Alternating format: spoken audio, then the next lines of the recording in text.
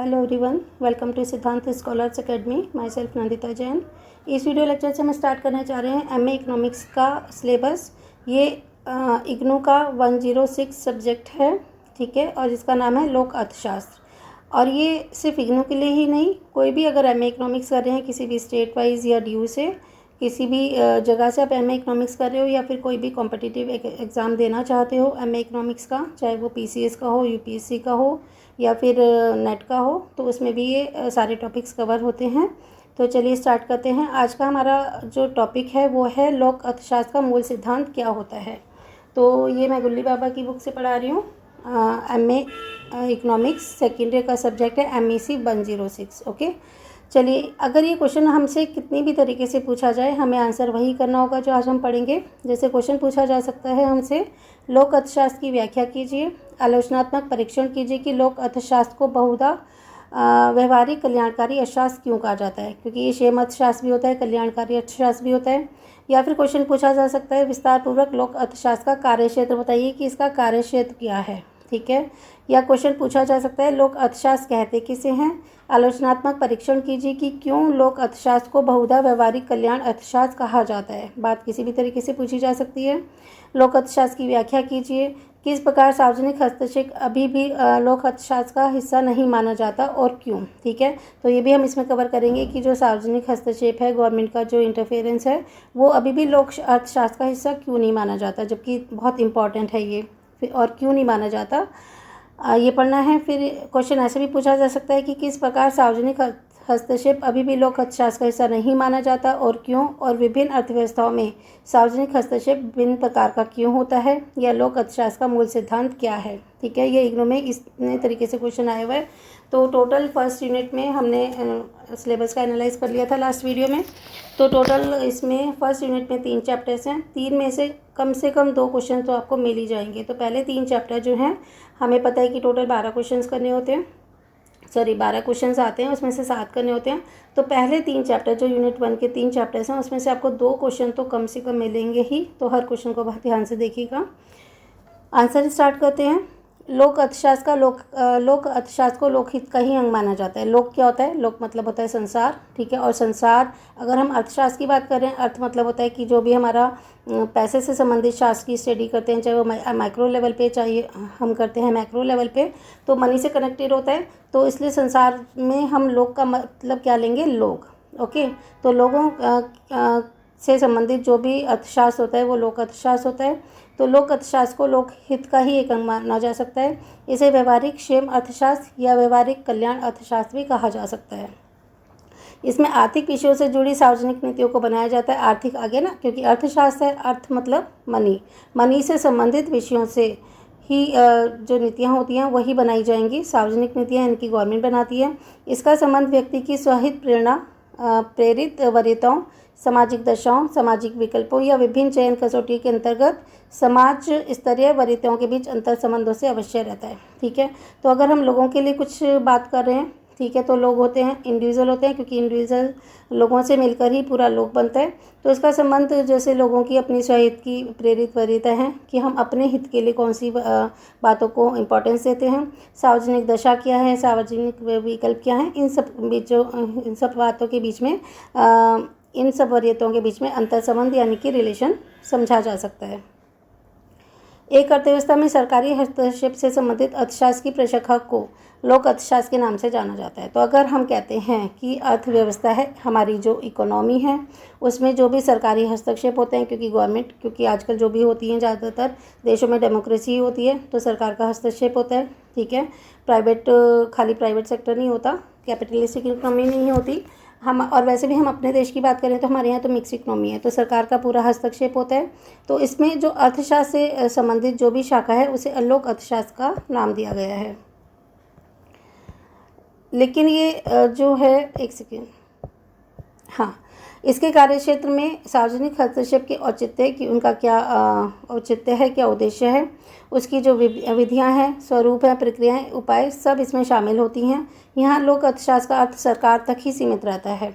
लेकिन ये जो सरकार है सिर्फ ऐसा नहीं है कि सेंट्रल गवर्नमेंट ही होगी, केंद्र सरकार ही होगी, ये स्थानीय सरकार भी हो सकती है और राष्ट्रीय स्तर पर भी हो सकती है। यानी कि इसमें सब तरह की गवर्नमेंट आ जाती है, चाहे वो सेंट्रल गवर्नमेंट हो, स्टेट गवर्नमेंट हो या फिर लोकल गवर्नमेंट हो। ठीक है, इसके साथ ही इसकी परिधि में सरकार द्वारा स्थापित संस्थाएं और संगठन भी आ जाते हैं कि इसके एरिया में क्या क्या हो रहा जाता है।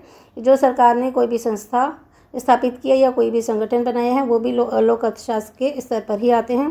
परंतु ये बात भी स्पष्ट है कि लोक शब्द का प्रयोग किसी ऐसे जन समुदाय के लिए नहीं किया जाता जो सरकारी रूप से अधिकृत नहीं है, फिर चाहे इस समुदाय का आकार कितना भी विशाल क्यों ना हो। इसका मतलब है कि अगर कोई ऐसा समुदाय है जो इलीगल एक्टिविटीज़ करता है तो उसमें लोक शब्द में वो लोगों को नहीं शामिल किया जाएगा। भले ही लोक शब्द में सारे लोगों को शामिल किया जाता है, लेकिन ऐसे लोगों का समुदाय, ऐसे जनों का समुदाय जो कि सरकारी रूप से अधिकृत नहीं है, चाहे वो कितना भी बड़ा आकार क्यों ना हो, ऐसे लोगों का समुदाय कितना भी बड़ा क्यों ना हो, उसे लोक अर्थशास्त्र में शामिल नहीं किया जाएगा। हमारे संविधान की धारा 39 ख और ग में सरकार को निजी गतिविधियों की निगरानी का निर्देश दिया गया है। तो हमारी जो कॉन्स्टिट्यूशन है उसका सेक्शन है 39 बी और सी। इसमें कहा गया है कि सरकार निजी गतिविधियों की निगरानी कर सकती है। यदि कुछ कार्य हित विरोधी लगे तो सरकार को उनके निराकरण का उपाय करने का भी इस सेक्शन में निर्देश दिया गया है कि अगर आपको लगता है कि कोई ऐसे कार्य हैं जो लोगों के हित में नहीं है, लोगों के विरोधी हैं, देश के विरोधी हैं, तो सरकार उनका निराकरण का निर्देश भी उनका है कि उनका निराकरण कर सके, उनका उपाय कर सके। ऐसा हमारे संविधान की धारा 39 बी और सी में कहा गया है। अतः कहा जा सकता है कि सरकार संवैधानिक अव्यवस्थाओं के अनुसार अनेक आर्थिक और गैर आर्थिक कार्यों में हस्तक्षेप करती रहती है, किंतु लोक अर्थशास्त्र का संबंध राजकोषीय नीतियों से आगे निकलकर आर्थिक कार्यों में सरकार के हस्तक्षेप और भागीदारी से है। इसमें कहा जा सकता है कि सरकार सिर्फ राजकोषीय नीतियाँ ही नहीं बनाती, बल्कि उससे आगे निकलकर आर्थिक कार्यों में सरकार का हस्तक्षेप होता है और उसकी भागीदारी भी होती है। इसका कारण यही है कि अर्थशास्त्र का प्रभाव क्षेत्र निरंतर विस्तृत होता जा रहा है। ठीक है, तो हमने पढ़ा था कि सरकार का हस्तक्षेप का जो कार्य क्षेत्र है वो लगातार बढ़ रहा है। तो इसलिए यह है कि सरकार सिर्फ राजकोषीय या मौद्रिक नीति ही नहीं बनाती, उसके अलावा भी बहुत ज़्यादा कार्यों में हस्तक्षेप भी करती है और भागीदारी भी करती है। आज सरकार द्वारा अर्थव्यवस्था में हस्तक्षेप की आवश्यकता को लेकर कोई विवाद नहीं है। ठीक है, हमें पता है कि हमारी जो इकोनॉमी है उसमें सरकार का जो इंटरफेरेंस है उसमें कोई विवाद नहीं है, लेकिन उस हस्तक्षेप के स्वरूप और प्रसार पर आम सहमति का नितांत अभाव है। लेकिन वो उस जो इंटरफेरेंस है गवर्नमेंट की, उसका स्वरूप कैसा है और वो किस हिसाब से बढ़ रहा है, तो इसमें आम सहमति नहीं है, क्योंकि कोई भी देश होता है उसमें बहुत ज़्यादा जनसंख्या होती है। हमारे देश की जनसंख्या तो वैसे ही टॉप लेवल पे पहुंच चुकी है, तो कोई ना कोई तो असहमत होगा ही। आम सहमति तो हर बात में नहीं बन सकती। ठीक है, जो भी पार्टीज़ होती हैं उनमें आपस में सहमति नहीं होती। जो सेंटर में होती है, गवर्नमेंट पावर में होती है, वो जो भी काम करेगी तो विपक्ष उसका विरोध करता ही है। तो हम कह सकते हैं कि आम सहमति का नितांत अभाव होता है। हस्तक्षेप का स्वरूप अर्थव्यवस्था की रचना तथा लोक चयन और संभवतः सरकार द्वारा उनके चयन के लिए अपनाई गई प्रक्रियाओं पर निर्भर करता है कि जो अर्थव्यवस्था का स्वरूप है, चयन है, वो सरकार किसको चुनती है, सरकार को चुनती है जनता। तो जनता द्वारा किए गए चयन के लिए जो भी प्रक्रियाएं बनाई गई हैं, प्रक्रिया को फॉलो किया गया है, उस पर डिपेंड करता है कि इसका स्वरूप कैसा होगा, किसका हस्तक्षेप का, जो गवर्नमेंट के द्वारा किया जाता है।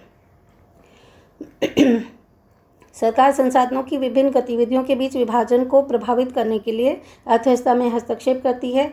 इस कार्य में वर्तमान और भावी पीढ़ियों के बीच संसाधनों के वर्तमान आवंटन और भावी आवंटन के विषय में चिंतन के अनुरूप निर्णयों को कार्यान्वित करती है। तो आपने सस्टेनेबल डेवलपमेंट सुना होगा।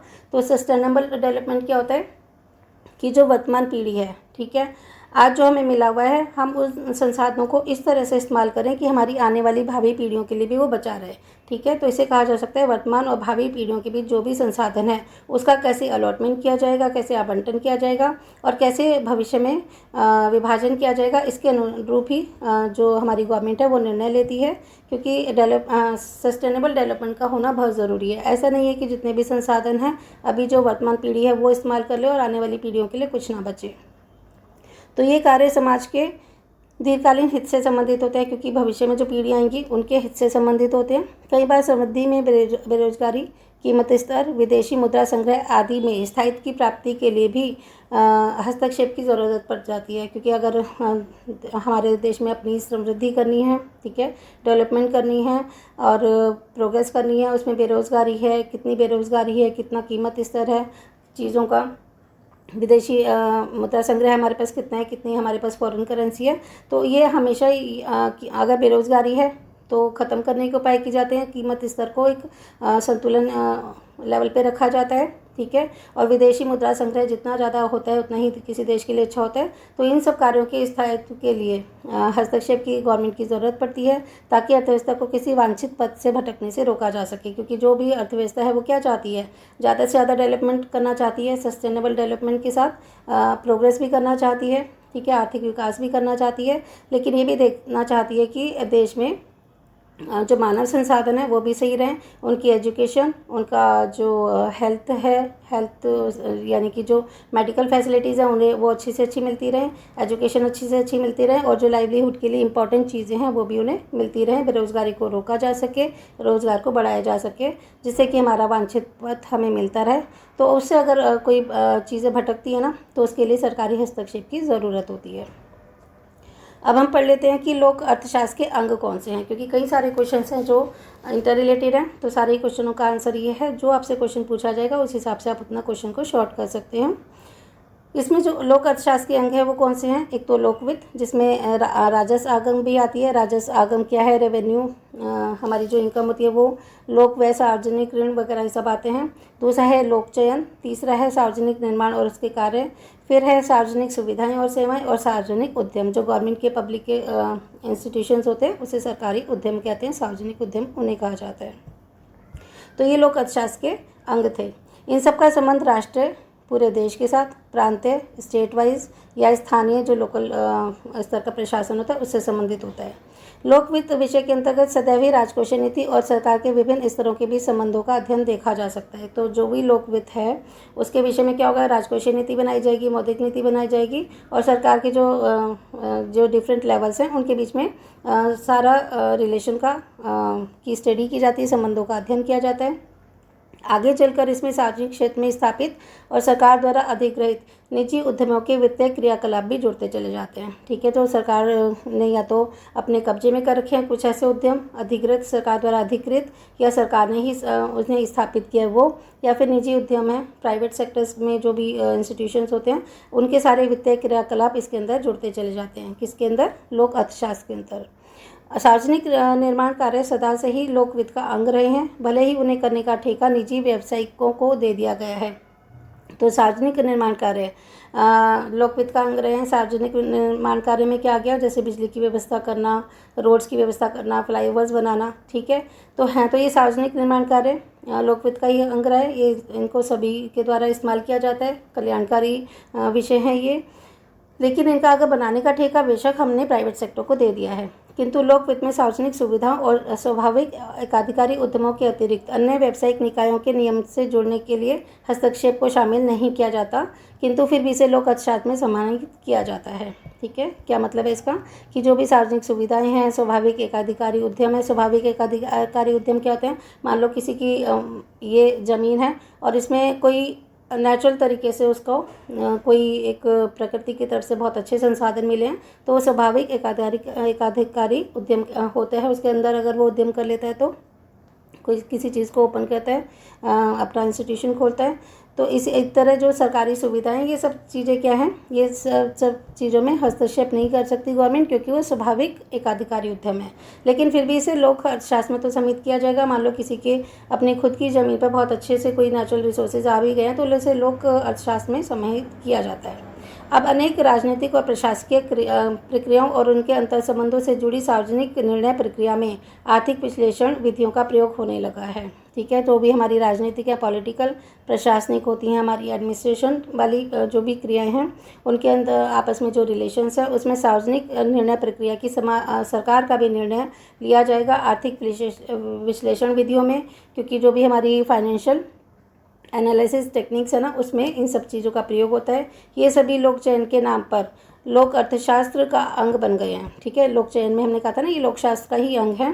प्राय अनेक परिणाम अपनाई गई प्रक्रियाओं पर अधिक निर्भर करते हैं। इसी कारण से अंतर्निहित व्यवहारिक संबंधी मान्यताओं तथा प्रक्रियाओं का भी अध्ययन होने लगा है। ठीक है, तो अंतर्निहित होते हैं जो एक दूसरे से संबंधित हो, उसमें जो हम कुछ मान्यताएं लेते हैं, अजम्पशंस लेते हैं, और कुछ प्रक्रियाएं होती हैं, प्रोसेस होता है, इनका सारा ही जो लोगों से संबंधित है, लोगों के हित से संबंधित है, तो वो सारा ही लोक अर्थशास्त्र का अंग माना जाता है। ये बात विलक्षण है, यानी कि बहुत ही अच्छी है कि मौद्रिक नीति के स्त्रोत जैसे मुद्रा की पूर्ति, ब्याज की दर, विदेशी विनिमय आदि के माध्यम से आर्थिक कार्य में सरकारी हस्तक्षेप की लोक अर्थशास्त्र में घोर अनदेखी दिखाई पड़ रही है। कि ये इसमें क्या मतलब, ये विलक्षण का होता है जिसका लक्षण अलग से हो। इसमें क्या है कि जो भी मौद्रिक नीति के अस्त्र हैं, जैसे मौद्रिक नीति में क्या होता है, मुद्रा की पूर्ति कहाँ से होगी, जैसे उसकी डिमांड है उस हिसाब से उसकी कैसे पूर्ति होगी। ऐसा नहीं है कि अगर डिमांड ज़्यादा है तो हम जितने मर्जी नोट छाप देंगे, RBI जो हमारा रिजर्व बैंक ऑफ इंडिया, ऐसा नहीं होता। उसका एक प्रॉपर प्रोसेस होता है। ब्याज की दर कितनी होगी, विदेशी विनिमय को एक्सचेंज करना है, मतलब होता है ना फॉरेन एक्सचेंज, वो रेट कितना होगा, इसके हिसाब से बहुत सारे आर्थिक कार्यों में सरकारी हस्तक्षेप की लोक अर्थशास्त्र में प्राय अनदेखी वो दिखाई देती है। जो भी सरकारी हस्तक्षेप है ना, उसमें लोक अर्थशास्त्र की अनदेखी देखी गई है कि लोक अर्थशास्त्र को इग्नोर किया गया है। आंशिक रूप से इसका वास्तविक कारण क्या है, यह हो सकता है कि लोक अर्थशास्त्र प्रशासन का विकास मुख्यतः व्यक्ति स्तरीय आर्थिक सिद्धांतों के माध्यम से हुआ है। ठीक है, तो हमने कहा कि मौद्रिक नीति एक बहुत बड़े लेवल पे पूरे देश के लिए चलाई गई है, तो इसमें लोक अर्थशास्त्र की थोड़ी सी अनदेखी हो गई। क्यों हो गई? क्योंकि जो लोक अर्थशास्त्र है, मतलब हमने कहा कि लोगों से मिलकर ही लोक बनते हैं, पूरा लोक बनता है, संसार बनता है। तो जो इसमें मुख्यतः व्यक्ति है ना, तो व्यक्ति के स्तर पर ही लोक अर्थशास्त्र का निर्माण हुआ है। इसकी वजह से शायद इसको मौद्रिक नीति में थोड़ा सा इग्नोर किया गया है। लेकिन मौद्रिक और विनिमय दर हस्तक्षेपों का मुख्य सरोकार समष्टि स्तर पर ही रहा है। तो बेशक हम व्यक्तिगत तौर पर हम किसी चीज़ का अध्ययन करते हैं, माइक्रो लेवल पे करते हैं, लेकिन बनता तो नेचुरली वो फिर मैक्रो ही है ना, क्योंकि लोगों से मिलकर ही तो पूरा समष्टि बनता है। ठीक है, तो वेस्ट होता है व्यक्तिगत स्तर पर, समष्टि होता है सामूहिक तौर पर। ठीक है, मैक्रो लेवल की जो इकोनॉमिक्स है, तो इसमें क्या है कि अगर लोगों से मिलकर ही तो पूरा समष्टि बनता है, तो इसका जो लेवल है ना, वो पूरे मैक्रो लेवल पे रहता है। एक पर्टिकुलर पर्सन के हिसाब से नहीं हम देखेंगे, लेकिन उनसे लोगों से मिलकर जो पूरा एक समूह बना है, समष्टि बना है, उस लेवल पर तो ये ज़रूर होता है। लीव जॉनसन जैसे लेखकों ने समष्टि स्तरीय हस्तक्षेपों का विश्लेषण किया है और इन्हें लोक अर्थशास्त्र में सम्मिलित करने पर अभी व्यापक सहमति नहीं बन पाई है। हालांकि जो लीव जॉनसन जैसे लेखक हैं, उन्होंने कहा है कि भाई जो मैक्रो लेवल पे गवर्नमेंट का जो हस्तक्षेप होता है उसके बारे में पूरा उन्होंने एनालाइज किया, लेकिन ये सब चीज़ों को अभी लोक अर्थशास्त्र में सम्मिलित करने के लिए सबकी सहमति नहीं हुई है। कुछ लोग इससे सहमत हैं और कुछ नहीं हैं। 20वीं शताब्दी में मुख्यतः दो प्रकार की अर्थव्यवस्थाएं विश्व में दिखाई दे रही थी। एक तो बाजार उन्मुखी अर्थव्यवस्था और एक समाजवादी आयोजन उन्मुखी अर्थव्यवस्था। बाजार उन्मुखी अर्थव्यवस्था क्या होती है? कैपिटलिस्टिक इकोनॉमी, जहाँ पे सारा प्राइवेट सेक्टर काम करता है। और समाजवादी कौन सी होती है? जो सोशलिस्टिक होती है, जहाँ पे सारा होल्ड गवर्नमेंट का होता है। लेकिन आज ये पहले 20वीं शताब्दी की बात है। 21वीं शताब्दी में तो ज़्यादातर जो इकोनॉमिक्स हैं, इकनॉमी है, वो सारी की सारी क्या हैं? ज़्यादातर मिक्स इकनॉमी है। जैसे हमारे इंडिया में देखा जाता है, हमारे प्यारे भारत में भी मिक्स इकनॉमी को ही, मिश्रित अर्थव्यवस्था का ही को ही फॉलो किया जाता है।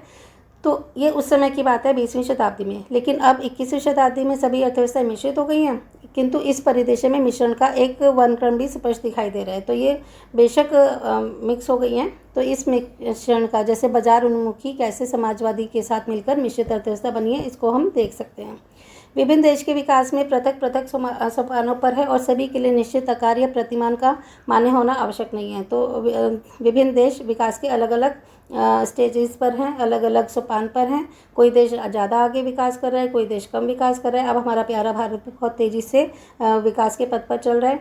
तो जिस प्रकार पूर्ण रूप से विकसित या वयस्क सभी व्यक्ति रंग, आकार, देह दृष्टि की दृष्टि से समान नहीं होते, उसी प्रकार प्रत्येक सोपान और समय बिंदु पर देशों के बीच भी व्यापक स्तर पर अंतर बने रहेंगे। तो जैसे सभी व्यक्ति एक जैसे नहीं होते, थोड़ा थोड़ा अंतर होता है सब में, इसी तरह देशों में भी विकास का स्तर अलग अलग होता है। आज भी विश्व के देशों में किसी एक दिशा में अग्रसर होने की प्रवृत्ति पाई जा रही है। जैसे कि अगर जो देश जिस दिशा में चल रहे हैं ना, तो दूसरे देश भी उसी चीज़ में फॉलो करते हैं। अगर अब जैसे कोई देश है वो स्पेस में जा रहा है, तो और देश भी स्पेस में जाते हैं। जैसे भी हमारा चंद्रयान गया है स्पेस में, ठीक है। तो इसी तरह और देश भी लगे हुए हैं, अब रूस का भी जाएगा। तो सबका जो एक लेवल होता है ना, एक ही दिशा में वो अग्रसर होते हैं। कहने का मतलब ये कि जिस दिशा में कोई देश बढ़ रहा है तो लोग उसको और जो देश हैं वो भी उसे फॉलो करते हैं। अर्थव्यवस्था में सरकार के हस्तक्षेप के विषय में ये बात विशेष रूप से सही होती है, ठीक है। तो जो एक इकनॉमी कर रही होती है, दूसरे देश भी उसी तरह की इकनॉमी को फॉलो करते हैं, वहाँ की सरकार उसी को फॉलो करती है। शेम संबंधी विचार आमतौर पर आर्थिक नीतियों की रीढ़ की हड्डी और खास तौर पर लोक अर्थशास्त्रोन्मुखी निर्णयों को रूपांतरित करते हैं। इसका शेम संबंधी विचार क्या होते हैं? कल्याण संबंधी, ठीक है। कल्याण से संबंधित जो विचार होते हैं ना, लोक कल्याण से संबंधित, उसे शेम संबंधी विचार कहा जाता है और इसको हम डिटेल में आगे आने वाली वीडियो में पढ़ेंगे। लोक अर्थशास्त्र में तदनुसार शेम अर्थशास्त्र के साथ व्यापक आधिपत्य देखा जाता है। हम ये कह सकते हैं कि जो लोक अर्थशास्त्र है उसमें शेम अर्थशास्त्र यानी कि कल्याणकारी अर्थशास्त्र का भी व्यापक रूप से आपस में रिलेशन देखा जाता है। लेकिन लोक अर्थशास्त्र और शेम अर्थशास्त्र में हालांकि बहुत ज़्यादा अच्छा रिलेशन है, एक दूसरे से रिलेटेड है, लेकिन इनके बीच में पर्याप्त अंतर भी है। शेम अर्थशास्त्र में अधिकांशतः शेम के सभी स्तरों, हालांकि ये व्यक्तिगत उपयोगिता स्तरों के कुल योग के सिवा और कुछ नहीं होता। जैसे कि अगर हम व्यक्तिगत तौर पर हम कोई चीज़ इकट्ठी करते हैं, उन सबको मिलाते हैं तभी समष्टि बनता है ना। तो बस ये फ़र्क है कि लोक अर्थशास्त्र में व्यक्तिगत स्तर पे देखा जाता है कि भी हर व्यक्ति को फ़ायदा होना चाहिए, और वही मिला लें तो वो क्या बन जाता है? समाज बन जाता है। तो शेम अर्थशास्त्र में इसे समाज के तौर पर देखा जाता है, सभी स्तरों पर, कि किस लेवल पे कितना हमें कल्याण करना है। तो एक तरह से देखा जाए तो ये सब एक ही होता है, क्योंकि व्यक्तिगत उपयोगिता स्तर का अगर हम कुल योग करें तो ही तो समष्टिगत उपयोगिता स्तर बनेगा। तो हालांकि लगभग एक जैसे से हैं, लेकिन फिर भी काफ़ी फ़र्क है। लोक अर्थशास्त्र में प्रतिनिधि व्यक्तिगत क्रेता और विक्रेता पर ध्यान दिया जाता है, क्योंकि किसी भी प्रतिस्पर्धी बाजार में, ठीक है, कोई भी कॉम्पिटिटिव मार्केट है, जैसे हमें पता है कि कई तरह की मार्केट्स होती हैं, कॉम्पिटिटिव, मोनोपोलिस्टिक। तो कोई भी प्रतिस्पर्धी अर्थव्यवस्था है उसमें क्रेता वर्ग यानी कि जो कंज्यूमर है ना, को विक्रेता वर्ग की भांति तदरूप माना जाता है। इसमें क्या है कि कॉम्पिटिटिव मार्केट में क्रेता भी बहुत इंपॉर्टेंट है और विक्रेता भी। जितना इंपॉर्टेंट कंज्यूमर है उतना ही इंपॉर्टेंट प्रोड्यूसर होता है। इसलिए कहा जा सकता है कि लोक अर्थशास्त्र में शेम को प्राय उपभोक्ता के अधिशेष, अगर हम उपभोक्ता की बात करें कंज्यूमर की, तो उसे उपयोगिता की दृष्टि से देखते हैं कि भाई उपभोक्ता को जितनी मैक्सिमम उपयोगिता प्राप्त होगी, सेटिस्फेक्शन होगी, क्योंकि उपभोक्ता किसी चीज़ के लिए अगर कोई कीमत देने के लिए तैयार है तो उसकी उपयोगिता उसके लिए अधिक से अधिक होनी चाहिए। उसको उस कमोडिटी से मिलने वाली जो सेटिस्फेक्शन है वो हाई लेवल की होनी चाहिए। तो अगर हम इसको तीनों स्तरों पर देखें तो उपभोक्ता के आधार पर उपयोगिता की दृष्टि से देखेंगे एज ए कंज्यूमर की उसको कितनी सेटिस्फेक्शन हुई है। अगर हम बात करते हैं प्रोड्यूसर की, प्रोड्यूसर का सरप्लस क्या होगा? वो लाभ की दृष्टि से, कि जो प्रोड्यूसर है उसका जो सरप्लस होगा वो प्रॉफिट की दृष्टि से देखेगा कि उसे मैक्सिमम प्रॉफिट हो। और अगर हम सरकार की बात करते हैं तो सरकार का अधिशेष यानी कि गवर्नमेंट का सरप्लस कब होगा? निवल कर राजस्व की दृष्टि से, ठीक है, कि लोगों का सामाजिक कल्याण भी हो और राजस्व भी प्राप्त हो, क्योंकि उसे रेवेन्यूज़ होंगे, जीडीपी की कैलकुलेशन होगी, इनकम मेथड होगी, जीडीपी होगी, जितनी इनकम होगी उतने ही देश में अधिक तरक्की के अवसर प्राप्त होते हैं। तो हमें तीनों लेवल पे देखेंगे, उपभोक्ता के स्तर पर भी, उत्पादक के स्तर पर भी और सरकार के स्तर पर भी। सरकार के स्तर पर कि उसे टोटल कितना नेट राजस्व मिला है जिससे कि वो देश को और तरक्की के स्तर पर ले जाए, तो इनके कुल योग के रूप में मापा जाता है। इस हिसाब से हम कह सकते हैं कि शेम अर्थशास्त्र में प्राय सामने आने वाली सामाजिक शेम अवधारणा से संबंधित लोक अर्थशास्त्र में किसी भी प्रकार के अधिशेष को शेमवर्धक के रूप में देखा जा सकता है, ठीक है। अब क्योंकि लोक अर्थशास्त्र होता है व्यक्तिगत स्तर पर, और व्यक्तिगत स्तर पर हमने उपभोक्ता को देखा, हमने फिर उत्पादक को देखा, सरकार को देखा, तो और यही सब मिलके सामाजिक शेम बनता है, सामाजिक कल्याण बनता है। तो उसके रूप में भी हम इसे देख सकते हैं। तो देखा जाए तो सामाजिक कल्याण और लोक अर्थशास्त्र लगभग एक जैसा सा भी और थोड़ा सा डिफरेंट है। बस लोक अर्थशास्त्र को व्यक्तिगत स्तर पर मापा जाता है और जो हमारा शेम अर्थशास्त्र है उसे समष्टि स्तर पर मापा जाता है। तो आई होप कि आपको ये क्वेश्चन बहुत अच्छे से क्लियर हो गया होगा। पहला चैप्टर है MEC 106 का।